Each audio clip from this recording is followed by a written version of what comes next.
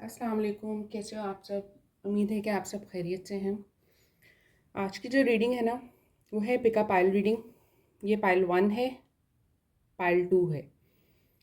इस रीडिंग में हम देखेंगे कि आपके जो पार्टनर नो कॉन्टैक्ट सिचुएशन में है, क्या वो वापस आएंगे और क्या वो आपसे शादी करेंगे। ये चीज़ हम देखेंगे इस रीडिंग के अंदर। मैं आपसे कहना चाहूँगी कि वो लोग जो मुझे पर्सनल रीडिंग के लिए रीच आउट कर रहे हैं, अगर आप लोग मुझसे रीडिंग लेना चाहते हो तो आप लोगों को क्लियर होना पड़ेगा कि आप वाकई गाइडेंस चाहते हो, वाकई डायरेक्शन चाहते हो, कि आप सिर्फ वो सुनना चाहते हो जो आपको खुश करे या आपको मुतमईन रखें। देखिए, मेरा काम आपको डायरेक्शन देना है, आपको गाइड करना है कि आप सही ट्रैक पर हो, सही बंदे के लिए वेट कर रहे हो, नहीं कर रहे, या आप चीज़ों को कैसे सही कर सकते हो, क्या पॉसिबिलिटीज़ हैं। हाँ, अगर कंपैटिबिलिटी सही नहीं हो, सामने वाला पर्सन क्लियर दिखता हो कि चीटिंग कर रहा है या कोई ऐसा इशू आ रहा हो, ऐसे में चलते अगर आप लोग मुझसे एक्सपेक्ट करोगे ना कि मैं आपको सिर्फ आपकी मर्ज़ी की बात करूं, तो यार मैं नहीं कर सकती। आप लोगों के अंदर इतना हौसला है कि आप बिटर ट्रुथ को या बिटर रियलिटी को एक्सेप्ट कर सको, तो फिर मेरे पास आए। क्योंकि मैं आप लोगों को शुगर कोट करके कोई बात नहीं बता सकती। अच्छी लगे बुरी लगे, जैसा मुझे दिखेगा, जैसा मेरे सामने दिख रहा होगा, मैं आपको उस हिसाब से गाइड कर दूंगी। करने वाली ज़ात अल्लाह की है। अल्लाह ताला ने जो मुझे थोड़ा बहुत इल्म दिया है, मैं उसकी मदद से कोशिश करती हूँ कि आप लोगों को डायरेक्शन बता सकूँ, गाइड कर सकूँ कि आप लोग सही ट्रैक पर हो कि नहीं हो। सेकेंडली, मैं कहना चाहूँगी कि पर्सनल रीडिंग के लिए आप मुझे रीच आउट तो कर सकते हो, बट मुझे मेंशन ज़रूर कर देगा कि आप लोग मेरे यूट्यूब सब्सक्राइबर हो। स्पेशल डिस्काउंट मैं ऑफ़र कर रही हूँ ओनली फॉर यूट्यूब सब्सक्राइबर, तो मेंशन कर देंगे तो आपको स्पेशल डिस्काउंट भी मिल जाएगा रीडिंग में। तो अब रीडिंग स्टार्ट करते हैं। Pile 1, pile 2। तो आप लोग पहले अपना माइंड क्लियर करो, फोकस करो अपने पर्सन के ऊपर, और फिर देखो कि आप कौन से पाइल की तरफ अट्रैक्ट हो रहे हो। आप दोनों पाइल्स की रीडिंग देख सकते हो, दोनों में से कुछ ना कुछ आपको मैसेज ज़रूर मिलेगा। तो अब स्टार्ट करते हैं रीडिंग। Pile 1, pile 2। तो पाइल 2 को रख देते हैं फ़िलहाल हम साइड पर। ये एक जनरल रीडिंग है, इट मे और मे नॉट रेजोनेट। रेजोनेट करे तो लेगा, नहीं तो छोड़ देगा। हम इसमें देखेंगे कि आपके पार्टनर वापस आएंगे जो नो कॉन्टेक्ट सिचुएशन में है, और अगर वो वापस आते हैं तो क्या वो आपको कमिटमेंट देंगे। यहाँ ना आपके पर्सन, अभी अगर मैं कहूँ ना, तो वो काफ़ी लॉस्ट हैं। उनको खुद नहीं पता, उनके पास कोई डायरेक्शन नहीं है। वो अभी ना बहुत लाइटली ले रहे हैं चीज़ों को। उनको लग रहा है कि बस होना होगा तो हो जाएगा, जिसके चलते जो है ना वो इतना ज़्यादा फोकस नहीं कर रहे, इतना ज़्यादा अपने ऊपर प्रेशर नहीं ले रहे। और इनका ये बिहेवियर जो है ना आपको फील करवा रहा है कि यार शायद कोई उम्मीद नहीं है, शायद जो है अब चीज़ें बिखर गई हैं, चीज़ें ख़त्म हो गई हैं, और आप लोगों के दरम्यान में ना चीज़ें बहुत बुरी भी हुई हैं। यानी हो सकता है कोई कोई बहुत सिवियर या मेजर आर्ग्यूमेंट आप लोगों के दरम्यान में हुआ हो, या कोई लड़ाई ऐसी हो गई हो जिसके चलते उन्होंने कहा कि मैं शादी नहीं कर सकता, मैं जा रहा हूँ। तो ये वाली चीज़ जो है आप दोनों के दरम्यान में हुई, और इसने आपको बहुत बुरी तरह जो है ना वो तोड़ भी दिया है। यानी एक होता है ना इमोशनली आप बिखर जाते हो, तो मुझे वो वाली फील आ रही है कि आप इमोशनली जो है ना बिखर गए हो, और आपको लग रहा है कि आपके साथ बहुत बुरा हुआ है। आप बहुत ज़्यादा, जैसे एक डिच वाली फील होती है, डिसेप्शन वाली, और कह लें कि बैक स्टैबिंग वाली जो फील होती है ना, आप उस तरह के इमोशंस में हो कि इस बंदे ने जो है ना मेरे साथ खेल गया या खेल गई, और मुझे धोखा दे दिया, या मुझे जो है इतने सारे सब्ज बाग दिखाकर चला गया, मैंने सबको बोल दिया था। और जैसे एक आप बहुत ज़्यादा जैसे इनके ऊपर ना कोडिपेंडेंट थे, और इस चीज़ के चलते अब जब आपके पर्सन ने आपको कमिटमेंट के लिए कोई क्लैरिटी नहीं दी और वो भाग गए इसलिए कह रही हूँ क्योंकि उन्होंने चीज़ों को ज़्यादा डिफेंड करने की कोशिश नहीं की, उन्होंने इस रिश्ते को ज़्यादा बचाने की कोशिश नहीं की अभी, और वो चले गए। ये चीज़ जो है ना अभी तक मैं आप लोगों की एनर्जी में पिक कर रही हूँ। तो ये चीज़ें आप दोनों में ना बहुत बहुत तेज़ी से हुई हैं, और आप अभी उनका बहुत ज़्यादा इंतज़ार कर रहे हैं। आपके और आपके पार्टनर के दरम्यान में जो चीज़ें हुई हैं ना, आप लोग दूर तो हो गए हो, लेकिन मुझे लगता है कि आप में अभी भी बहुत उम्मीद बाकी है। आप जानते हो कि आपने जिस तरह का प्यार उनको दिया है ना, जिस तरह की आपने उनको केयर दिखाई है, जिस तरह उनको पैम्पर किया है, उस तरह के इमोशंस कोई भी उनके जो है ना वो हैंडल नहीं कर सकता, या उनके इस तरह के टेंट्रम्स जो है ना वो कोई भी नहीं देख सकता। और इसी चीज़ के चलते, इसी कॉन्फिडेंस के चलते जो है ना, आपने उनको जैसे एक स्पेस दे दिए कि ठीक है तुमने जाना है जाओ, लेकिन आप इस यकीन में ज़रूर हो कि वो पलट कर आपके पास वापस आएंगे। आपको लगता है कि आपके पार्टनर जब आपको समझ जाएंगे ना कि आप उनके लिए क्या हो, या आपकी एग्जिस्टेंस या आपकी इम्पोर्टेंस क्या थी उनकी ज़िंदगी में, तो वो खुद भागते हुए आपके पास आएंगे, आपको उनकी मिन्नत करने की ज़रूरत नहीं पड़ेगी। और वो खुद ही जो है आपको आकर अच्छी तरह समझेंगे और समझाएंगे भी, जो किया है उस पर भी बताएंगे कि भाई उनसे गलती हो गई है और वो आपको जो है वापस चाह रहे हैं। आप लोग जो है जितना ज़्यादा एक दूसरे पर डिपेंडेंट रहे हो ना पास्ट कुछ मंथ से, तब से जो है अब तक आपके पर्सन बहुत चेंज हुए हैं। उनको खुद नहीं पता चला, बट उनमें काफ़ी चेंजेस आई हैं जो कि आप फील कर सकते हो, जो कि आपने देखी हैं, लेकिन वो इस चीज़ को नहीं समझ सके। और उन्होंने जो है ना आपको बहुत ज़्यादा जैसे फॉर ग्रांटेड ही लिया, आपको इतनी वैल्यू नहीं दी, अपने इमोशंस को, अपनी प्रायोरिटी को जो है ना पहले रखा। यहाँ जो आप लोगों में लड़ाई हुई है, वहाँ आपको लगता है कि यार मैं इस शख्स के साथ जो है ना कम्प्लीटली ओपनली मैं बात कर ही नहीं सकती, या कर ही नहीं सकता, क्योंकि अगर मैं ऐसा कुछ करूँगा ना तो चीज़ें बिखर जाएंगी। चीज़ें जो हैं वो जो बच गई हैं थोड़ी बहुत, या थोड़ा बहुत लिहाज जो इस रिश्ते में बच गया है वो ख़त्म हो जाएगा। तो आप इस डर के चलते जो है ना आपने खुद को डिटैच कर दिया, और अंदर ही अंदर आपके अंदर जितना खौफ है ना कि पता नहीं मैं जो सोच रही हूँ वैसा होगा कि नहीं, पता नहीं कभी ये बदलेगा कि नहीं। लेकिन आपको ये भी पता है कि आपने जितना इनको स्पॉइल किया है अपने प्यार में या अपने केयर के साथ, उतना कोई भी नहीं कर सकता। और उसी चीज़ के चलते जो है ये वापस आएंगे, ठीक है। तो आपके पर्सन जो है ना यार, आपके पर्सन अभी थोड़ा टाइम ले रहे हैं, वो टाइम लेंगे, वो आएंगे। ऐसा जो आपका कॉन्फिडेंस है ना आपके अंदर, डर के चलते भी है आप जितना कॉन्फिडेंट हो कि ये पर्सन आएगा ही आएगा, 10 जगह ठक्कर, वो क्या कहते हैं, पत्थर चाट कर इसने पलट कर मेरे पास आना है। तो वो वाली चीज़ जो है मुझे भी दिखती है कि आपके पर्सन जो हैं घूम घुमा कर आपकी तरफ बढ़ेंगे। यहाँ अगर मैं कहूँ तो आप लोगों का ना अभी वो टाइम है कि जहाँ उनको भी थोड़ा स्पेस चाहिए और आपको देना भी पड़ेगा, ताकि वो समझ सकें कि आप दोनों के दरमियान में क्या था। और सेकेंडली आपको भी थोड़ा सा जो है अपने ऊपर फोकस करने की ज़रूरत है। अगर आप लोग चाहते हो कि जब वो पलट कर आएँ और आप लोगों में चीज़ें सही हों, तो बहुत ज़रूरी है कि आप अपने ऊपर भी फोकस करो। अगर आप चाहते हो कि कोई आपसे प्यार करे, तो सबसे पहले आपको खुद से प्यार करना ज़रूरी है। अगर आप खुद को प्यार नहीं करते ना, तो कोई भी आपको प्यार नहीं करेगा, या आप किसी से एक्सपेक्ट करो ही ना कि वो आपको प्यार करेगा, क्योंकि आप जब अपनी वर्थ नहीं जानते तो कोई भी आपकी वर्थ को नहीं समझ सकेगा।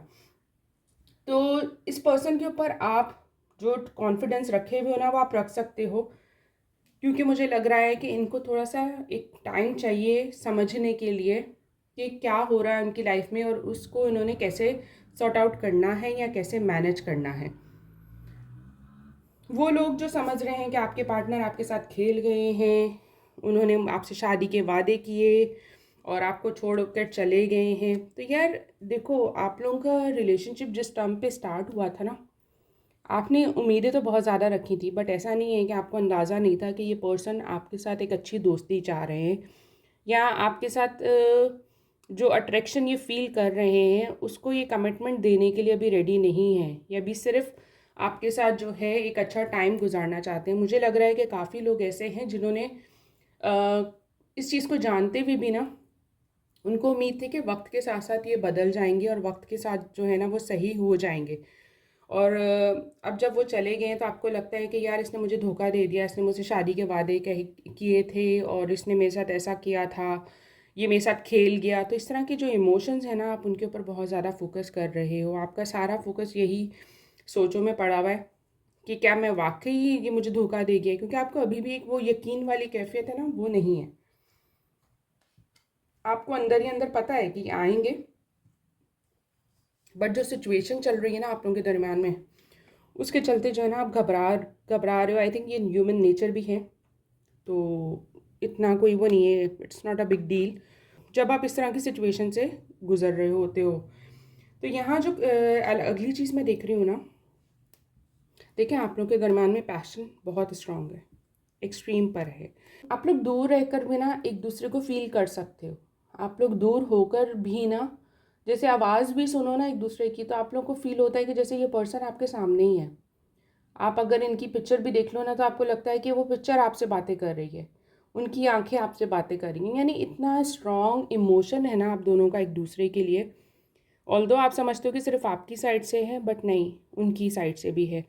और मैं इस टफ़ टाइम को ना आप लोगों के लिए एक लर्निंग पीरियड की तरह देख रही हूँ कि ये एक टफ़ पीरियड जो है आप लोगों को सिखा कर जाएगा एक दूसरे की वैल्यू, एक दूसरे की वर्थ, और एक दूसरे के लिए जो आप लोगों के इमोशंस हैं ना, उनको आपने कैसे हैंडल करना है, या उन सब के साथ आप कैसे हो, और उन सब इमोशंस के बगैर आप कैसे हो। तो ये सारा आप ना इस टफ़ पीरियड में समझोगे। मुझे विज़न जो फील हो रहा है ना, ये रीडिंग देखते हुए भी ना, काफ़ी स्पेशली लड़कियां मैं कहूँगी ऐसी हैं, इतनी ज़्यादा हाइपर सेंसिटिव चल रही हैं ना, कि अगर मैं गलत नहीं कह रही ना, तो आपके टिप टिप आंसू जो है अभी गिर रहे होंगे।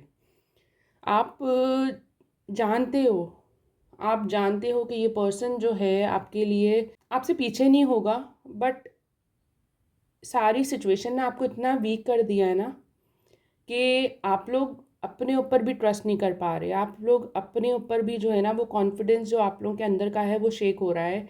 आप ये चीज़ें बहुत सोच रहे हो कि यार ऐसा कैसे हो गया, इतने प्यार के बावजूद जो है ना ये चीज़ें कैसे ऐसे हो गई। काफ़ी डिस्टर्ब चल रही हो यार आप। इतना मत सोचो। जैसे मैंने कहा कि आपको खुद को प्यार करने की पहले ज़रूरत है। अगर आप चाहते हो कि सामने वाला आपको उसी तरह का प्यार दे या आपकी वैल्यू करे, आप अपने इमोशंस को वैल्यू दो। ये पर्सन आपके पास ज़रूर आएंगे और आप लोगों की शादी की तरफ भी बात ज़रूर जाएगी। अगर आप देखो तो आपका वेट जो है ना वो आएगा नहीं जाएगा, क्योंकि आप दोनों के दरमियान में जो पैशन है, जो आप लोगों के दरमियान में इमोशंस है ना, वो कहीं और उनको मिलेंगे नहीं। और काफ़ी स्ट्रॉन्ग हैं इमोशंस, बहुत ज़्यादा स्ट्रॉन्ग हैं। इतना मत सोचो। देखो आपने भी ना, मुझे लग रहा है कि कुछ शर्तें रखी हुई हैं इस रिश्ते में, कुछ शराइत रखे हुए हैं। जायज़ अगर हैं तो दैट्स ओके, बट मुझे थोड़ा सा लग रहा है कि आपकी अपनी ज़िद भी यहाँ ना अलग तरह की है। हो सकता है कि कुछ लोग ज़िद डाल के बैठ गए, नहीं ऐसा नहीं ऐसा करना है। तो यहाँ ज़िद भी मुझे लग रहा है कि जो टाइम आपके पर्सन को चाहिए ना शादी के लिए, या चीज़ों को एक ऑन ट्रैक लाने के लिए, आप उनको वो टाइम नहीं दे रहे। आप चाह रहे हो कि सब बहुत तेज़ी से हो जाए, सब बहुत जल्दी हो जाए। तो यहाँ मेरी जान मुश्किल है। अगर आप लोग जो हो चीज़ों को तेज़ी से करना चाहोगे ना, तो बिखर जाएंगी, नहीं हो सकेंगी। लेकिन अगर आप टाइम दोगे, इतना टाइम भी नहीं कि मैं कहूँ कि आप सालों रुक जाओ, नहीं, लेकिन थोड़ा सा टाइम इतना कि अब जैसे ये शख्स जो है नो कॉन्टैक्ट सिचुएशन में है, इनको ना थोड़ा सा टाइम दो आप। ये पलट कर आएंगे। काफ़ी लोगों के लिए ये चीज़ आ रही है कि ये इंसान जो है पलट कर आएंगे, और आपको कमिटमेंट भी देंगे, क्योंकि यहाँ दिखता है कि कमिटमेंट होगी, कमिटमेंट देंगे। ये आपके सोलमेट ही हैं। ये वही पर्सन है जिनका आपको इंतज़ार रहा है, वही पर्सन है जो आपकी लाइफ में आने वाले हैं। यहाँ आपको जो है ना थोड़ा सा अपने अ, थोड़ा सा जो है, अगर मैं कहूँ ना, यहाँ आपको अपने ऊपर बिलीव करने की ज़रूरत है। यहाँ आपको अपने प्यार पे यकीन रखने की ज़रूरत है, एंड अबव ऑल अल्लाह पे भरोसा रखें, क्योंकि आपकी दुआएं जो है ना आपके लिए रंग लाएंगी। इंशाल्लाह इंशाल्लाह आपकी दुआएं आपके फेवर में जाएंगी। तो इसलिए जो है ना मैं कहूँगी कि इतना ऑब्सेस होने के बजाय ना कि बस हर वक्त उसके बारे में सोचो, नहीं ऐसा मत करो। अपने ऊपर अभी फोकस करो।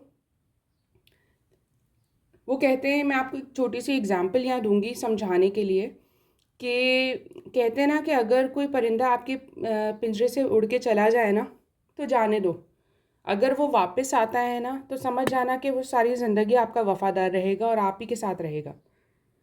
तो यहाँ अगर आपके परिंदा यानी आपके पार्टनर चले गए हैं आपको छोड़कर, तो उनको उस मोहब्बत को रियलाइज़ करने का टाइम दो। वो आ जाएंगे, फिर वो कहीं नहीं जाएंगे। तो ये थोड़ा सा टफ़ पीरियड है।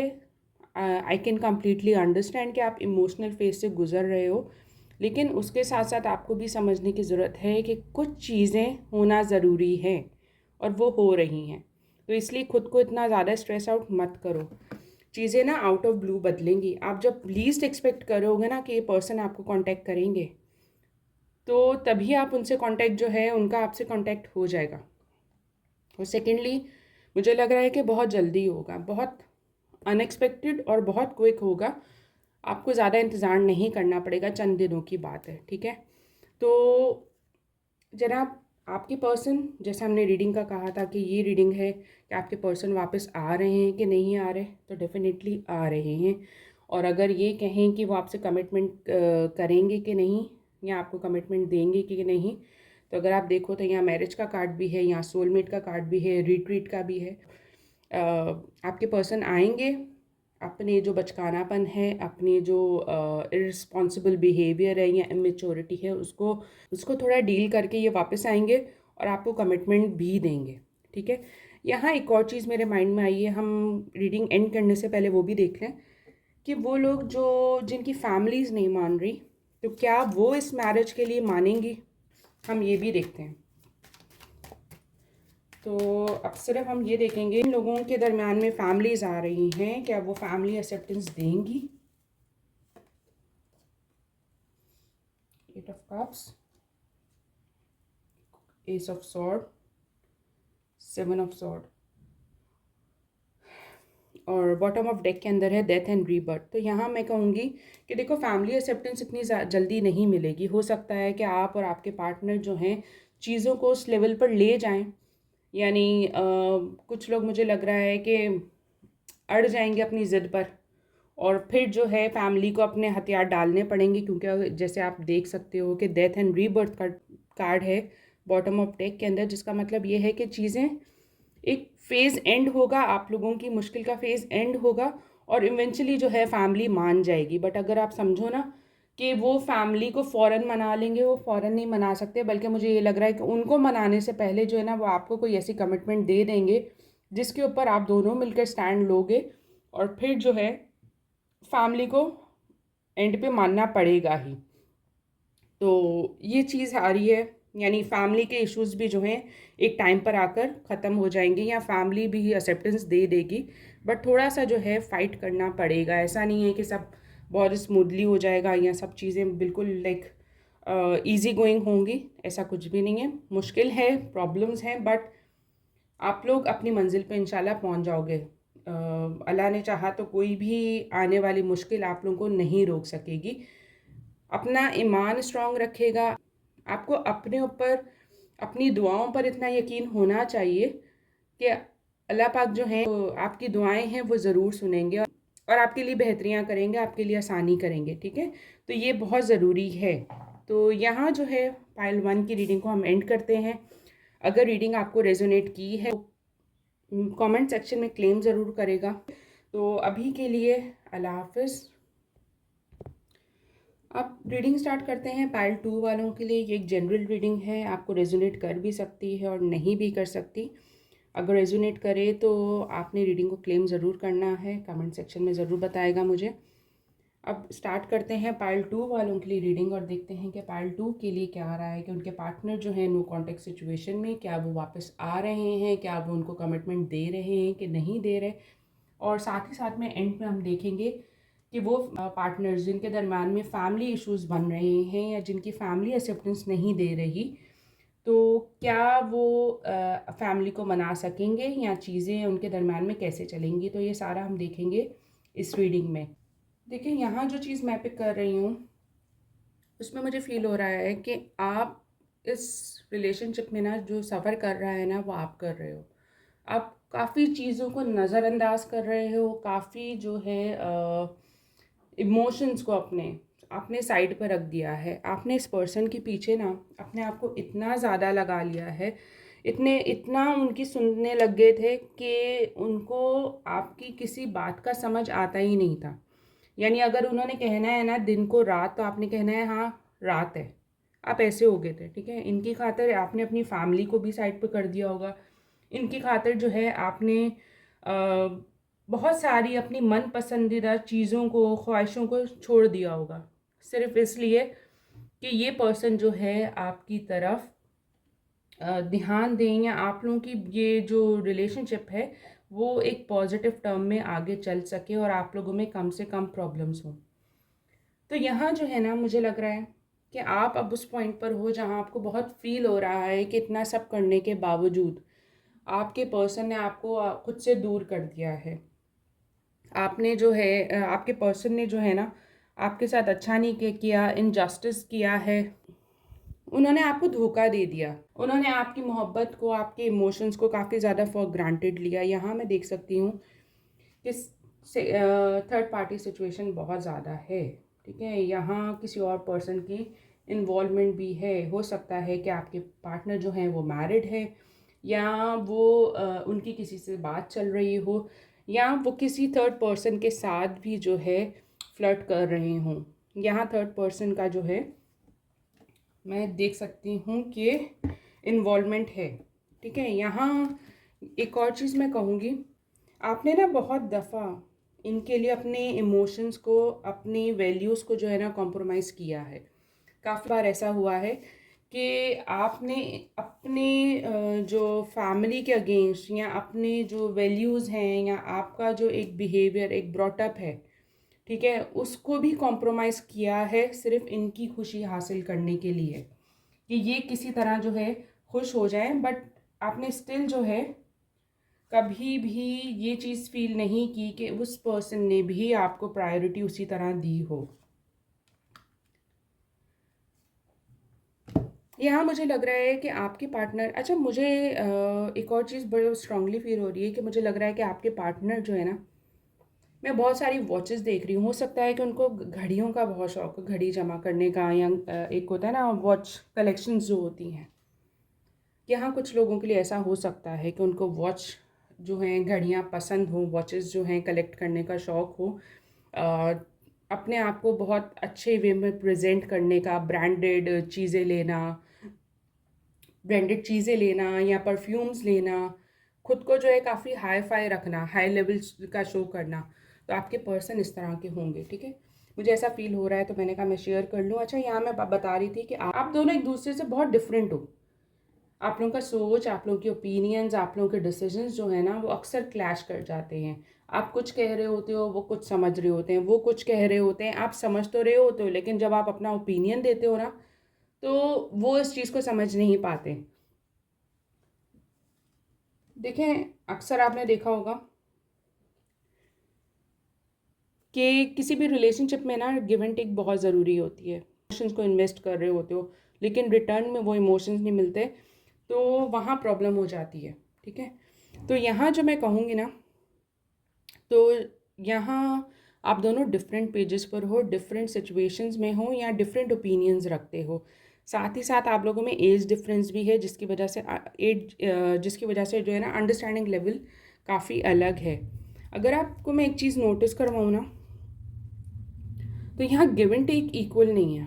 जो है बहुत ज़्यादा इस रिलेशनशिप पे इन्वेस्ट कर रहा है, और एक बहुत कम।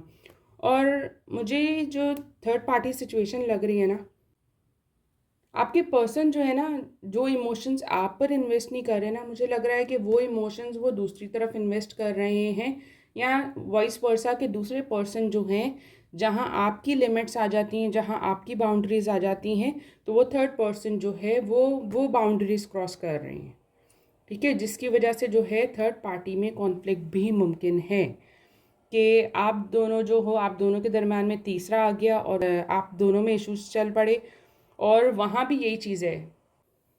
यहाँ एक और चीज़ मैं पिक कर रही हूँ, ये है कि आपके पर्सन थर्ड पार्टी में खुश हैं, क्योंकि ऐसा लग रहा है कि आप होते हो तो सब होता है, यानी वो खुश रहते हैं। आप होते हो ना, तो वो थर्ड क्या, फोर्थ क्या, फिफ्थ क्या, हर किसी के साथ खुश रहते हैं।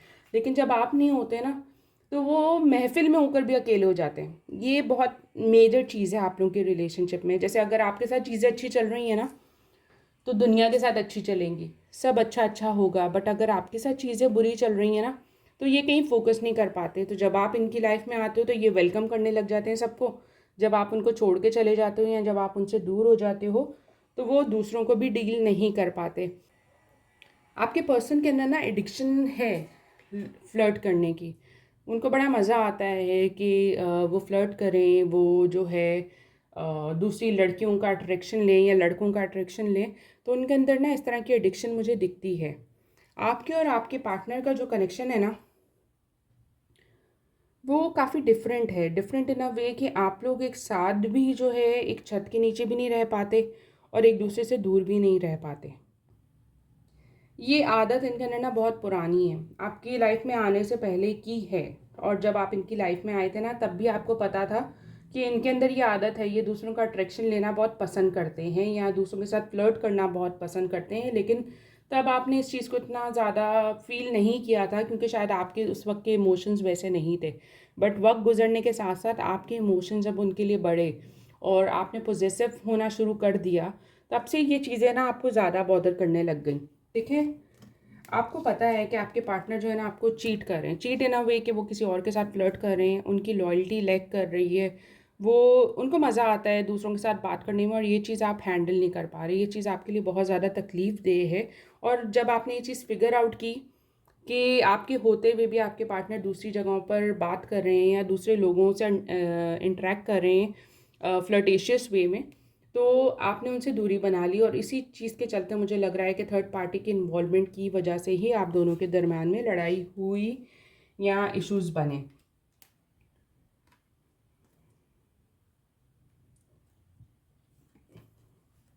देखिए, यहाँ आपके इमोशंस जो है ना बहुत हाई हैं। अगर आप ये वेव्स देख सकते हो ना, आपके अंदर एक तूफ़ान आया हुआ है। आप बहुत ज़्यादा एक जलन का भी सामना कर रहे होगे। आप इमोशनली बहुत ज़्यादा सेंसिटिव हुए हुए हो, बहुत ज़्यादा एक्सट्रीम पर सेंसिटिव हो रहे हो। आपको लग रहा है कि यार मैंने क्या कमी छोड़ी थी कि ये शख्स फिर भी दूसरी तरफ गया। मैंने क्या किया था? मैंने सब कुछ तो दिया इस रिलेशनशिप में, फिर भी ऐसा क्यों है? फिर भी मेरे साथ ऐसा क्यों हुआ? जबकि आपको पता है कि उनके अंदर की ये एडिक्शन है जो इस रिलेशनशिप को इफ़ेक्ट कर रही है। और यहाँ ऐसा नहीं है, देखिए एडिक्शंस किसी तरह की भी हो, पॉसिबिलिटी होती है कि आप वो छुड़वा सको, आप वो ख़त्म करवा सको। तो यहाँ इस तरह की पॉसिबिलिटीज़ हैं कि आप इस एडिक्शन को ख़त्म करवा सकते हो, बट अपनी मोहब्बत के ज़रिए, थोड़ा सा पेशेंस रखकर, थोड़ा सा जो है उनको समझा कर। ऑल्दो एडिक्शन कोई भी फ़ौरन ख़त्म नहीं होती। अगर आप ये एक्सपेक्ट करो कि ये वापस आएँ और फिर ये ऐसा कभी ना करें, तो यहाँ ये चीज़ मुमकिन नहीं है। वो वापस तो आ जाएंगे। और यहाँ ये चीज़ भी आपको कही जा रही है कि अगर आप चाहो तो उनको सेकंड चांस दे सकते हो। It's totally your free will, क्योंकि आप उनके लिए इतना सब कुछ अभी तक कॉम्प्रोमाइज़ कर चुके हो ना, कि अब आपको लग रहा है कि यार अगर ये अब चला गया ना मेरी लाइफ से, तो मैं किसी को फेस नहीं कर सकूँगा या कर सकूँगी, या मेरी लाइफ ख़त्म हो जाएगी, कम्प्लीटली डिस्ट्रॉय हो जाएगी, क्योंकि इसके पीछे मैंने सब कुछ जो है ख़त्म कर दिया, या इसके पीछे जो है मैंने सब कुछ छोड़ दिया। तो यहाँ आप उनको अपने इमोशंस को वैल्यू करने के लिए सेकंड चांस देना चाहो तो आप दे सकते हो। बट आपको याद रखना पड़ेगा कि एडिक्शंस जल्दी नहीं जाती, ये टाइम लगता है। ये जो आप लोगों के दरमियान की दूरी है ना, ये आप लोगों के लिए एक लेसन है। लेसन आपको दो तरह के मिले। एक ये कि आप इस पर्सन पे कम्प्लीटली जो है वो ट्रस्ट नहीं कर सकते, वो रिकनसाइल कर भी लें, वो वापस आ भी जाएं, आप उनको सेकंड चांस दे भी दें, उसके बावजूद जो है ना काफ़ी चीज़ें ऐसी होंगी जो वक्त के साथ साथ आपको पता चलेंगी। इनके बारे में काफ़ी बातें ऐसी होंगी जो आप सोचोगे या सुनोगे ना, तो आपको बहुत जैसे एक शॉक होगे कि यार अच्छा ऐसा भी है, अच्छा ऐसा भी पॉसिबल है, ये भी हो सकता है। तो इस तरह की सोचें जो है ना आपको टाइम टू टाइम बॉदर करेंगी। और यही जो एक पीरियड है आप लोगों के सेपरेशन का, उसके अंदर आपको यही सीखने को मिल रहा है कि आपको जो रेड फ्लैग्स मिल रहे हैं या आप जो चीज़ें देख रहे हो उनको आपने कैसे बदलना है। क्या आप उस सिचुएशन में फ़ाइट करने के लिए रेडी हो कि गिव अप करने के लिए रेडी हो? किस तरह आपने बैलेंस लेकर चलना है अपनी अगर आप देखो तो यहाँ 2 पिलर्स आपको दिखेंगे, ठीक है? यानी आपके पास चॉइसेस हैं। आप रुकना चाहो इस रिलेशनशिप में स्ट्रांगली सारी कंडीशंस को देखते हुए हैंडल करना चाहो, फाइट करना चाहो तो भी चॉइस है।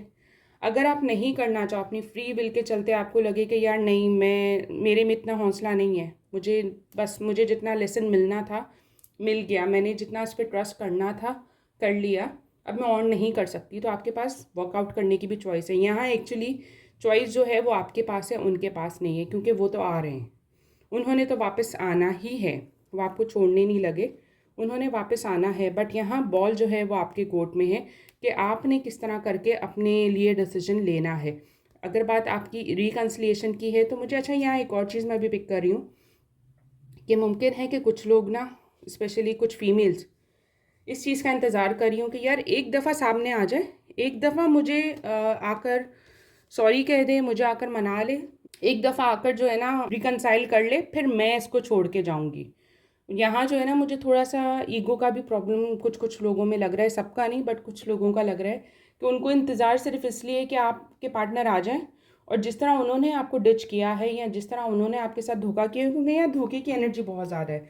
अगर मैं देखूँ मून भी है, हाई प्रेस्टिस भी है, काफ़ी ज़्यादा राज छुपे हुए थे इस रिलेशनशिप में, काफ़ी ज़्यादा ऐसी बातें छुपी हुई थी जो आपको रुक रुक कर सामने आ रही हैं, जो आपको पता ही नहीं थी इनके बारे में, और अब जब सामने आ रही है ना तो वो चीज़ आपको काफ़ी ज़्यादा डिस्टर्ब कर रही है कि अच्छा मेरे साथ ये हो गया था, अच्छा इसने तब मेरे साथ धोखा किया था।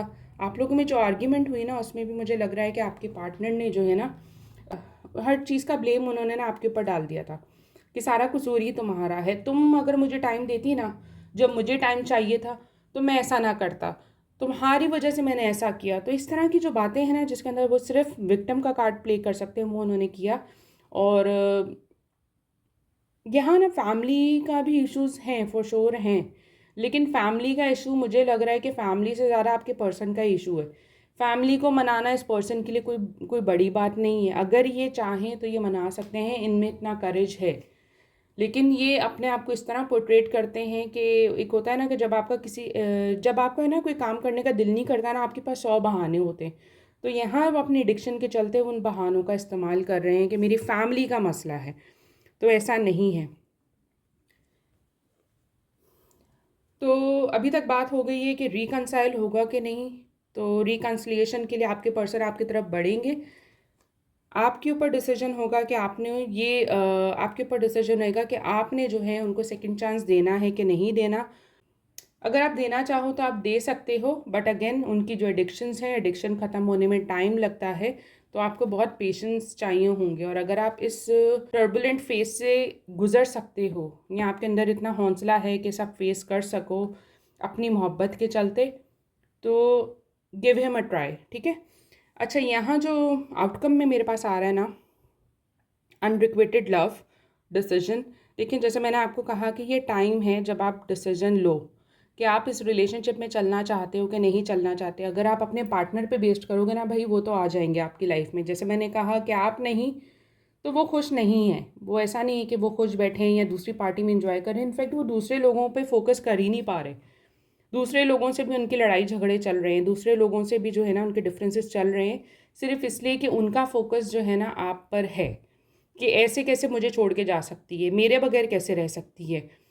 क्योंकि वो आपके ऊपर अपना हक समझते हैं कि कुछ भी ये मेरी है, ठीक है। और आप उनके ऊपर वो हक नहीं जता सकते क्योंकि वो उस चीज़ के लिए है कि सारा राइट ही मेरा है। तो डिसीजन जो है ना यार वो आपके हाथ में है, क्योंकि यहाँ आप हो जो हर दफ़ा इनको मौका दे रहे हो, आप हो कि ज़रा वो प्यार जताते हैं, आप उनको एक्सेप्टेंस दे देते हो, जबकि आपको पता है कि दूसरे लोगों को वो ज़्यादा प्रायोरिटी देते हैं एज़ कम्पेयर टू यू। जब आप उनकी लाइफ में आ जाते हो तो ऑटोमेटिकली सारे आने लग जाते हैं। पहले होता है कि नहीं कोई भी नहीं है, मैं किसी से भी बात नहीं कर रहा, लेकिन जैसे ही आप आते हो तो आप फिगर आउट करते हो कि अच्छा यहाँ ये भी है, ये भी है, ये भी है। और ये देखें, इनके पास ऑप्शंस हैं, यहाँ चॉइसेस हैं, यहाँ सिर्फ आप नहीं हो। अगर आप देख सकते हो तो आप तो उनके जैसे, उनको आपके ऊपर पूरा हक है, उनको पता है कि ये मेरी है, ठीक है।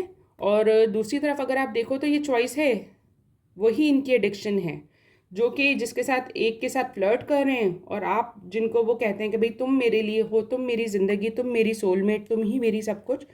तो यहाँ ये गेम चल रहा है। अगर ये पर्सन वापस आते हैं, आप उनको सेकंड चांस देती हैं, तो क्या फैमिली एक्सेप्टेंस देगी? फूल, 7 of pentacles, king of sword, queen of sword, bottom of deck में क्वीन ऑफ कप है। देखिए, जहाँ बात आती है ना फैमिली एक्सेप्टेंस की, अगर ये पर्सन चाहे ना तो अपने पेरेंट्स को, अगर आप देख सकते हो कि किंग ऑफ सॉर्ड और क्वीन ऑफ सॉर्ड, ऑल्दो मुझे लग रहा है कि आपके पार्टनर के जो पेरेंट्स हैं ना, वो थोड़े टिपिकल टाइप होंगे या थोड़े से स्ट्रिक्ट होंगे अपने बिहेवियर को लेकर, वो उनकी नेचर है, वो होंगे। लेकिन यहाँ जब बात आती है कि आपके पार्टनर की तरफ, तो यार सारा बेस्ड कर रहा है आपके पार्टनर के ऊपर। अगर वो चाहेंगे ना तो अपने पेरेंट्स को मना सकते हैं, इतना कोई इशू नहीं है। जैसे मैंने आपको रीडिंग के दौरान भी कहा कि यहाँ इशू जो है ना आपके पार्टनर की तरफ से है, उनके फैमिली की तरफ से नहीं है, क्योंकि अगर आपके पार्टनर चाहे ना तो कुछ भी इम्पॉसिबल नहीं है। बॉटम ऑफ डेक में क्वीन ऑफ कप की जो एनर्जी है, मैं यहाँ कहूँगी कि मुझे लगता है कि उनकी बहन या उनकी मदर भी, मदर मुझे ऐसा लग रहा है कि इस तरह की कि जो दिखने में बज़ाहिर सख्त लगती हैं बट बहुत सॉफ्ट हैं, बहुत स्वीट हैं, बहुत नाइस पर्सन है। तो उनकी मदर भी सपोर्ट कर सकती हैं आपको थ्रू आउट, और उनकी जो है बहन वो भी कर सकती हैं। तो यहाँ फैमिली का इतना इशू नहीं है, सारी चीज़ आप पर बेस्ड कर रही है कि आपने थर्ड पार्टी सिचुएशन के चलते इस पर्सन को सेकंड चांस देना है कि नहीं देना है। तो आपको कितना सब्र करना, लाइक आपके अंदर इतना सब्र है कि आप बर्दाश्त कर सको।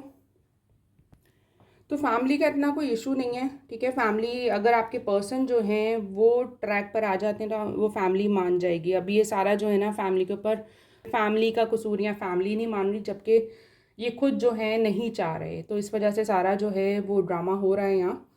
तो ball is in your court. Reconciliation के लिए पर्सन ज़रूर आएंगे आपके पास, तो रिकन्साइल हो जाएगा, वो इतना कोई इशू नहीं। डिसीजन कि शादी होगी कि नहीं, ये टोटली आपके ऊपर बेस्ड कर रहा है, क्योंकि ये डिसीजन आपने लेना है, ये फाइनलाइज आपने करना है कि शादी आपने करनी है कि नहीं, क्योंकि इनकी एडिक्शन के चलते जो है आपको बहुत ज़्यादा पेशेंस की ज़रूरत है। तो ये थी आपकी रीडिंग आज के लिए। अच्छी लगी हो तो प्लीज़ कमेंट सेक्शन में ज़रूर क्लेम करेगा, बताएगा, और यूट्यूब चैनल को जो है सब्सक्राइब करना मत भूलेगा। अभी के लिए अल्लाह हाफिज़।